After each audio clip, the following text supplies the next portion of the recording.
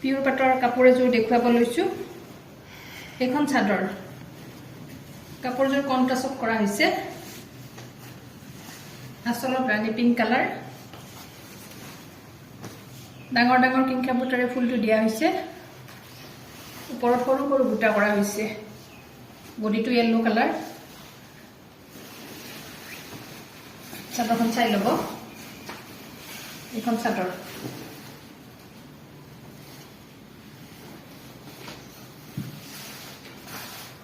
মেখেলাখন মই দেখুৱাই আছো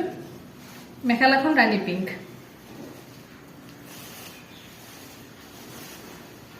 এখন মেখেলা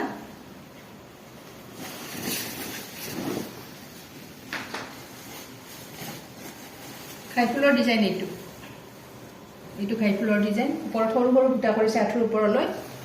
ছটা থাকিব ইয়াতে সাইড পটি এই ছটা ইয়াৰে সাইড পটি কেইটা মিহি মিহিকৈ দিয়া হৈছে এই ছটা ইয়াৰে সাইড পটি লগত থাকিব এটা ব্লাউজ পিস